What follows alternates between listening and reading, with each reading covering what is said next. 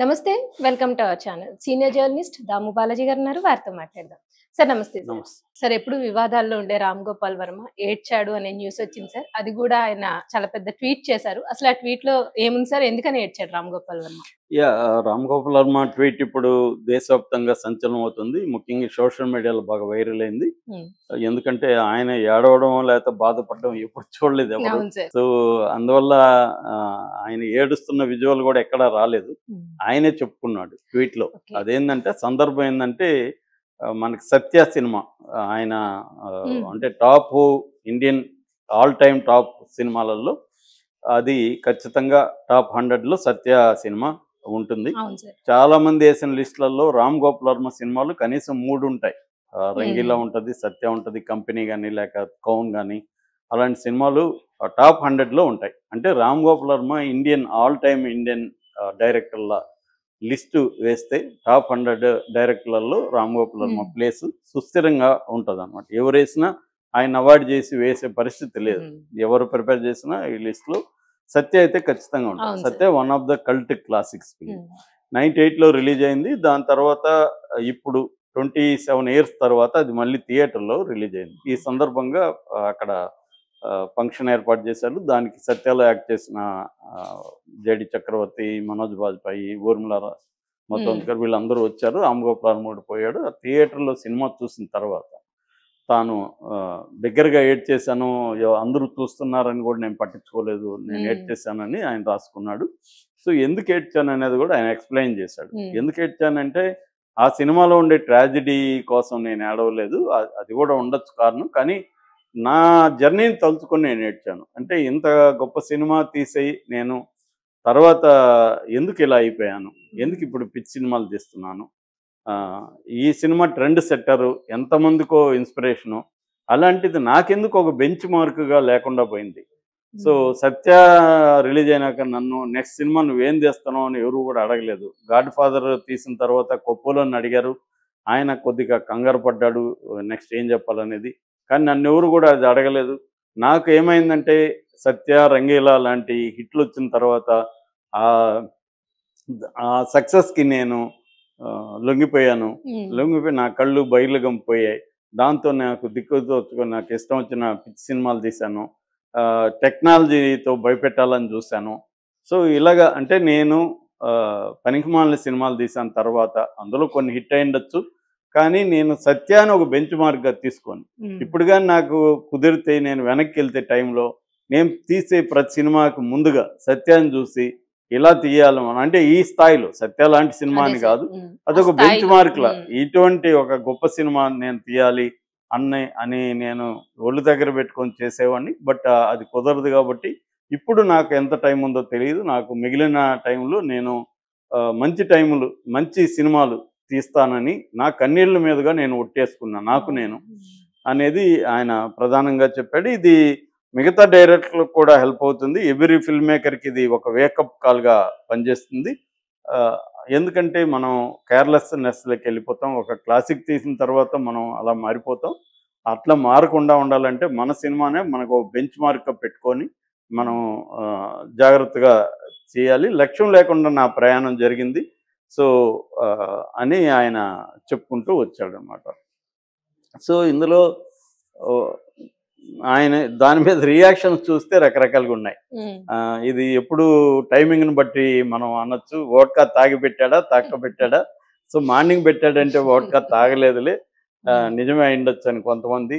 లేదు ఇది ఈయన ఏదో ట్రాప్ ఏస్తన్నాడు. ఎవరినో హ్మ్. పెద్ద హీరోని డేట్లు అడగడం కోసం, నేను 'సత్య' లాంటి మంచి సినిమా చేయిస్తానని మళ్ళీ నమ్మించడం కోసం ఒక ప్లాన్ ఏస్తున్నాడు. హ్మ్. అందుకని ఈ డ్రామా ఆడుతున్నాడు. నిజంగా ఏడ్చుంటే ఆ విజువల్ ఉంటే మాకు అర్థమవుతుంది. సో, ఇదొక ట్రాప్ వేస్తున్నాడు. ఎందుకంటే ఆయన ఇప్పుడు ఆల్ టైమ్ లోలో ఉన్నాడు. ఎవడు పెట్టుబడి పెట్టట్లేదు. డబ్బులు లేవు. లాస్ట్ ఇయర్ అంటే జగన్ డబ్బులతో ఆయన ఛానెల్ నడిపాడు. సినిమాలు వచ్చాయి. హ్మ్. వ్యూహం అట్లాంటివి. ఇప్పుడు ఏం లేదు. ఎవ్రి ఇయర్ ఆయన ఎవరినో ఒకడిని పట్టుకోవాలి. ఒక 10,00,00,000, 20,00,00,000 ఆయన బడ్జెట్ పర్ ఇయర్‌కి. హ్మ్. అది ఆయన సంపాదించుకోవాలి. అది లేదు కాబట్టి ఏదో ఒక ట్రాప్ ఏస్తా ఉంటాడు. ఆ ట్రాప్‌లో మామూలుగా అక్కడ ఉండేవాళ్ళు కూడా చెప్తుంటాడు. వలలు ఆహా! ఇసురుతుంటాడు. ఏ హ్మ్. వలలో ఏది చేప పడితే ఆ రోజు ఆ వంటుంటది. మాకు హ్మ్. గూడా తెలీదు అని. సో అలాంటి అనేక వలలు ఇసురుతూ ఉంటాడు. ఆయన ఎక్స్‌పర్ట్ దాంట్లో. ఇది కూడా అలాంటి వలే. పెద్ద హీరోలు డేట్లు ఇస్తే ప్రొడ్యూసర్లు డబ్బులు పెడతారు కాబట్టి, పెద్ద హీరోలు డేట్లు ఇవ్వాలంటే ఈయన్ని నమ్మాలి. మళ్ళీ అవును సార్. సత్య తీస్తాడేమో, మళ్ళీ కంపెనీస్ తీస్తాడేమో, రంగీలా తీస్తాడేమో నమ్మితే కదా ఇస్తారు. ఈయన ఏదో వ్యూహాలు తీస్తుంటే ఎవడిస్తాడు? అందుకని ఈ ట్రాప్ వేస్తున్నాడని కొంతమంది కామెంట్లు చేస్తున్నారు. కొంతమంది ఏమో కుక్కతోక వంకర్రా బాబు, నువ్వు ఇంక మళ్ళీ సత్యాలు ఎప్పుడు తీస్తావు? నువ్వు ఐస్ క్రీములు, వ్యూహములు ఇవి తీసుకుంటా ఉండాల్సిందే అని కొంతమంది కామెంట్లు చేస్తున్నారు.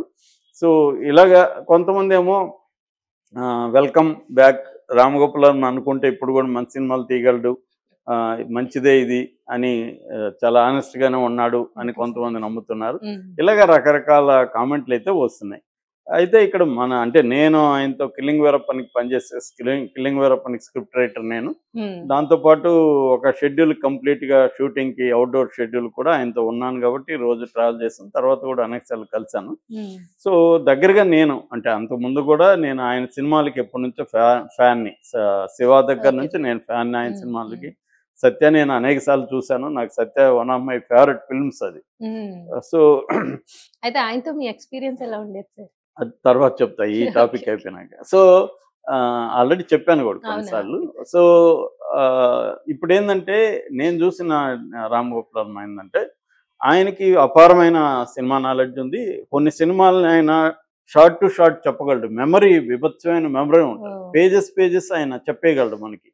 బుక్ కూడా అంత మెమరీ ఉంటుంది. ఆయన కూడా నాతో అన్నాడు చాలాసార్లు, నా మెమరీని చూస్తే నేనే షాక్ అవుతాను అన్నాడు. అది వాస్తవం. అంత మెమరీ ఉంటుంది.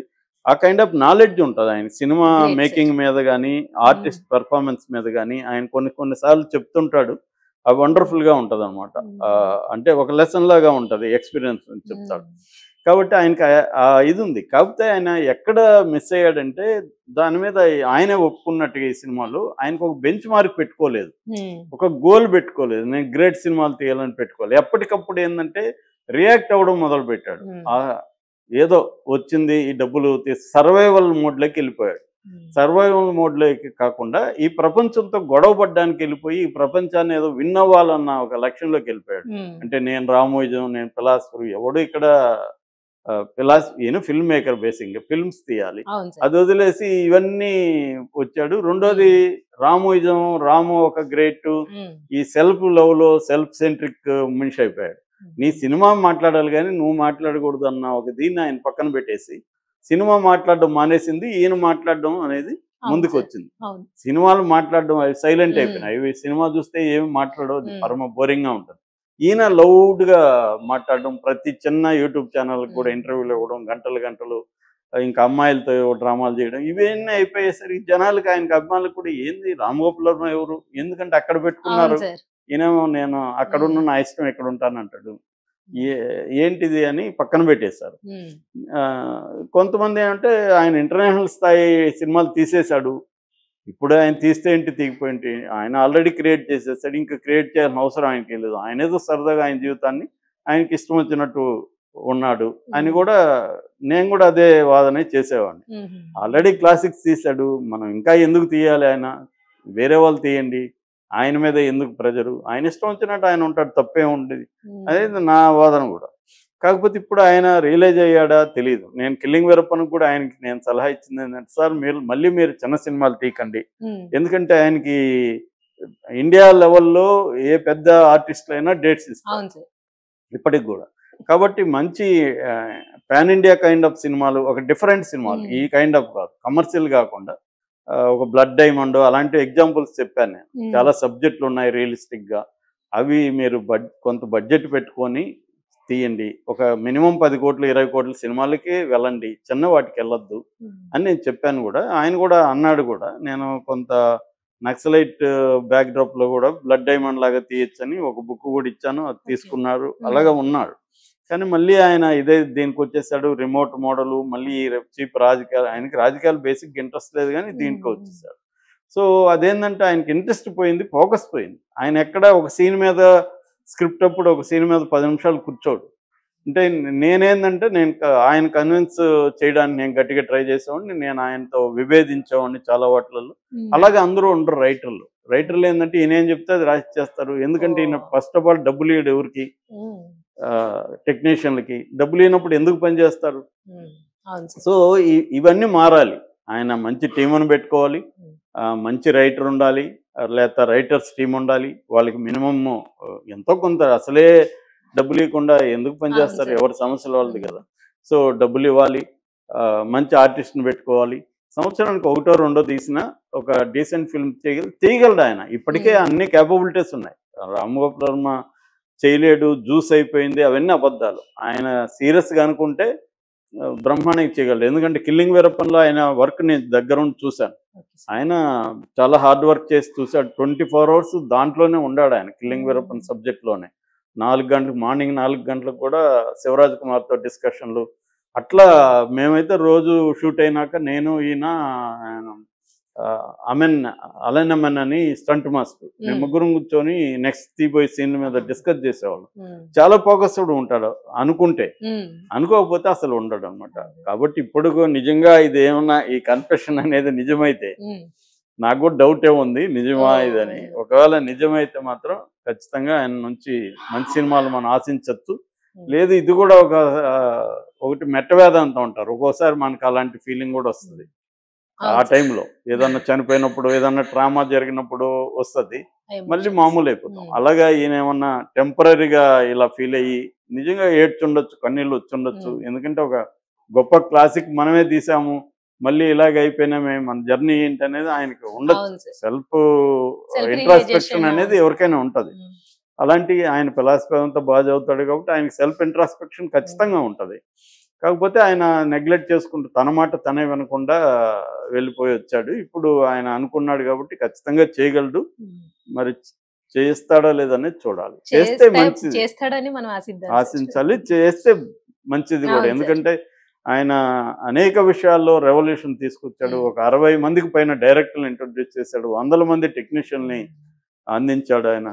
ఒక రెబల్ ఫిల్మ్ మేకింగ్ లో ఒక రెబల్ గా ఆయన ఉన్నాడు. ఒక డిఫరెంట్ ఫిల్మ్స్ ని ఆయన తీసుకొచ్చాడు. సో ఆయన మళ్ళీ చేయగలడు కూడా. ఎందుకంటే ఆయనకి 60+ ఆయన ఫిట్ గా ఉన్నాడు. ఇంకా 94 ఇయర్స్ క్లింట్ ఈస్ట్వుడ్ మొన్ననే ఒక సినిమా జూరర్ 2 అనేది తీశాడు. 94 ఏళ్ళు ఆయన. 85 ఏళ్ళు దాటిన Martin Scorsese still making great movies. అలాగా రామ్ గోపాల్ వర్మ కూడా 90 వరకు కూడా కనీసం ఆయన మంచి సినిమాలు తీయగలడు. అంటే ఇంకా ఆయనకి 25-30 ఏళ్ళు టైం ఉంది. అవును.